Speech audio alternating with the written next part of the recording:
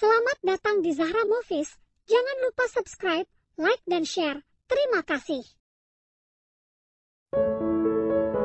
Hana dan Dea menatap Bella, menunggu sahabatnya itu mengucapkan teka-teki yang akan membuat mereka berpikir keras. Bella berdeham sebelum memulai teka-teki yang akan dijawab oleh kedua sahabatnya itu. Manusia bernafas dengan paru-paru. Ikan bernafas dengan? Tanya Bella menatap kedua sahabatnya itu. Dengan menaik turunkan alisnya, para mahasiswa dan mahasiswi di kantin itu mulai menoleh dan menatap ke arah tiga wanita itu. Sedang Dea dan Hana menatap Bella dengan tatapan sulit diartikan. Itu bukan teka-teki, belang harimau, ucap Dea kesal dengan menyebutkan nama ejekan sahabatnya itu. Is, tinggal jawab aja susah amat sih, ucap Bella acuh. Tidak peduli jika sahabatnya itu memanggilnya dengan nama ejekan yang menjadi ciri khas saat mereka bertengkar. Hana terdiam melihat hal itu. Sepertinya jawaban dari pertanyaan sahabatnya itu tidak sesimpel jawaban anak SD. Sedang Dea mengatur nafasnya yang tidak beraturan.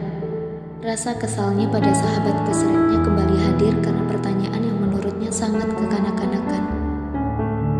Jika manusia bernafas dengan paru-paru, maka ikan bernafas dengan insang lah, ucap Dea dengan sedikit meninggikan suaranya. Hingga membuat mahasiswa dan mahasiswi di kantin itu semakin tertarik untuk menyimak tiga wanita itu. Bella menggelengkan kepalanya, tanda jika jawaban dari sahabatnya itu salah besar. Dia terkejut melihat Bella menggelengkan kepalanya, yang artinya jawabannya salah. Lah, kok salah? Itu kan udah benar jawabannya, ucap Dea sewot. Sedang Hana hanya terdiam menatap perdebatan kedua sahabatnya yang memang seperti Tom and Jerry kadang-kadang. Salah ya salah atau Dedemot, ucap Bella yang menyebutkan nama ejekan sahabatnya itu. Dea kembali berpikir keras, memikirkan jawaban yang benar untuk pertanyaan gila sahabatnya itu. Ah, aku nyerah, ucap Dea yang sudah tidak bisa lagi berpikir jawaban yang tepat untuk pertanyaan itu. Bella tersenyum penuh kemenangan. Akhirnya uang jajannya aman, meski sebenarnya ia tidak pernah kekurangan uang. Tapi kapan lagi coba bisa mengerjai sahabatnya yang satu itu? Yeay, kamu yang bayar ya, ucap Bella yang hanya membuat dia memutar bola matanya malas.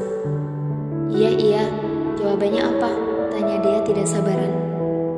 Jawabannya adalah izin Allah, ucap Bella tertawa keras memenuhi kantin itu, membuat mahasiswa dan mahasiswi menahan tawa mereka dengan susah payah.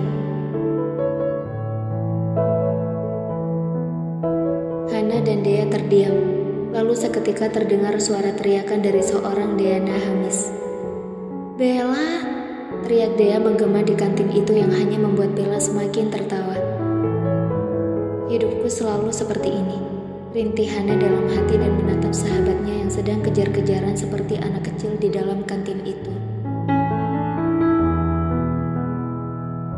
Di dalam ruangan kebesaran seorang CEO perusahaan Abraham Group yang tidak lain adalah Revan.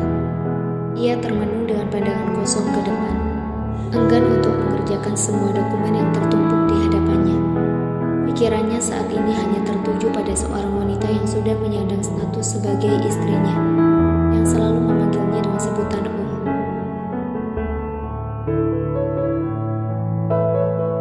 Tiba-tiba pintu ruangan Revan terbuka tanpa diketuk.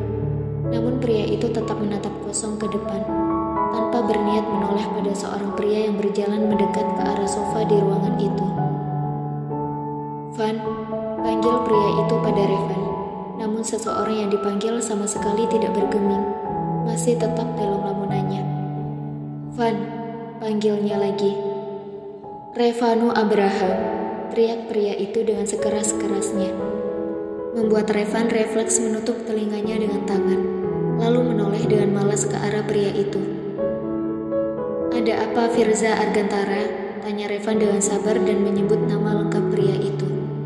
Firza menatap kesal pada pria formal di hadapannya itu, tetap saja seperti orang asing, padahal mereka sudah cukup lama berteman, bahkan sedari kelas 1 SMP, tapi pria itu tetap saja berbicara formal padanya.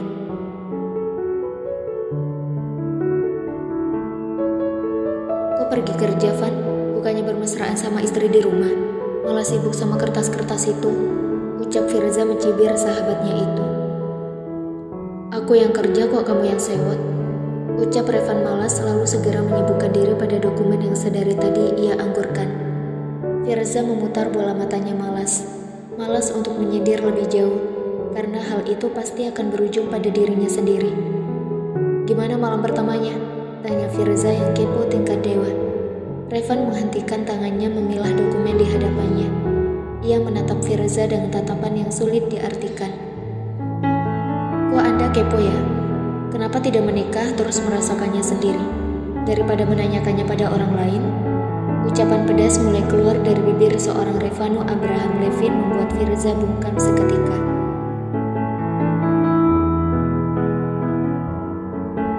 Hening melanda di antara kedua orang itu. Revan sibuk dengan dokumen, sedang Firza sibuk memakan apel yang ada di atas meja di depan sofa yang ia duduki. Firza, panggil Revan tiba-tiba, membuat pria itu menoleh padanya. Apa menurutmu aku tua? Tanyanya membuat Firza menyemburkan apel yang ia kunyah hingga berserakan di atas meja di depannya. Yes, apakah tidak tahu cara sopan santun dengan baik dan benar? Ucap Revan sedikit menyindir Firza.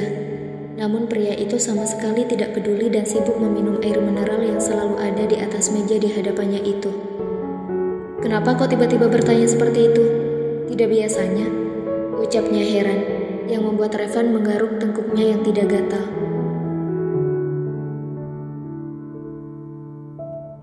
Kamu kenal istriku kan? Tanya Revan dan segera diangguki oleh Firza. Pasalnya pria itu hadir kemarin saat sahabat baiknya yang formal permanennya itu menikah dan bahkan ia memberi ucapan selamat di atas pelaminan. Firza menatap bingung pada Revan yang tak kunjung melanjutkan ucapannya. Ia kembali meneguk botol air mineral itu. Dan lagi-lagi, ucapan Revan membuat ia tersedak.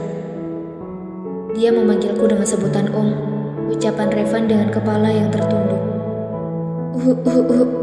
Batuk Firza yang tersedak air minum. Ia segera memukul pelan dadanya, sedang Revan hanya menatap datar pada pria itu. Maksudmu, dia memanggilmu dengan sebutan Om? Tanya Firza mencoba memastikan, saat batuknya telah terhenti. Revan mengangguk membuat Firza tertawa lepas.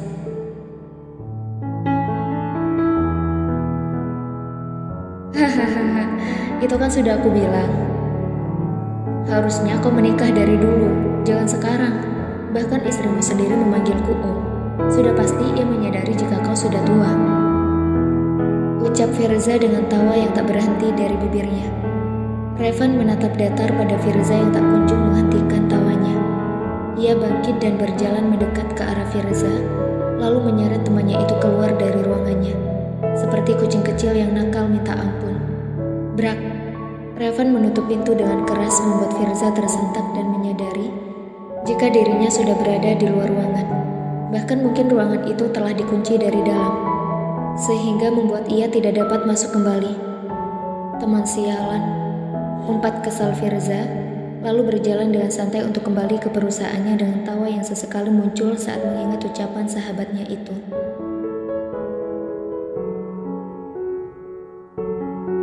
Pukul 3 siang, Revan beranjak dari duduknya, lalu bergegas keluar dari ruangannya untuk segera menjemput istrinya di kampus. Ia hanya berdiam saat para karyawan yang berada di lobi menyapanya. Revan segera memasuki mobilnya untuk segera ke kampus istrinya itu. Ia menarik nafas perlahan menyiapkan kesabaran tiada tara untuk menghadapi istrinya yang akan terus memanggilnya Om sepanjang jalan pulang. Mungkin 15 menit sudah Hana menunggu jemputannya datang, yaitu suaminya, sedang sahabatnya sudah pulang tadi. Setelah tadi sedikit berdebat dengan Hana karena memaksa ingin menemani Hana hingga jemputannya datang. Tapi bukan Hana namanya jika tidak bisa membujuk kedua sahabatnya itu. Mobil sport berwarna hitam berhenti tepat di hadapan Hana. Wanita itu segera berjalan cepat mendekati mobil itu, tanpa peduli dengan kerikil-kerikil kecil yang mungkin akan berakibat buruk nantinya. Revan keluar dari mobil berniat untuk membuka pintu untuk istrinya. Tapi yang ia dapati, justru membuat ia terkejut dan segera berlari menghampiri istrinya itu. "Om!" teriak Hana, dan Revan segera berlari menghampiri istrinya. 20 menit kemudian, seorang wanita parubaya berusia 69 tahun terlihat duduk dengan tenang di ruang tamu di rumahnya. Meski usianya terbilang cukup tua, tapi tidak membuat fisiknya lemah. Wajahnya pun masih begitu berseri. Ia terkejut ketika melihat cucu laki-lakinya berjalan melewati ruang tamu dengan menggendong istrinya menuju ke lantai atas.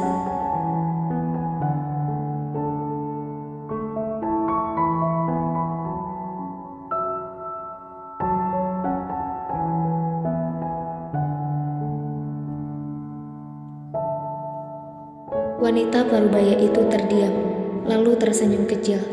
Sepertinya ia tidak bisa mengganggu cucunya itu, karena sedang melakukan hal yang akan membuat rumah besar itu sedikit ramai nantinya. Meski masih harus menunggu. Semoga segera ada bayi mungil di rumah ini, ucap wanita parubaya itu dengan tersenyum dan menuruni anak tangga.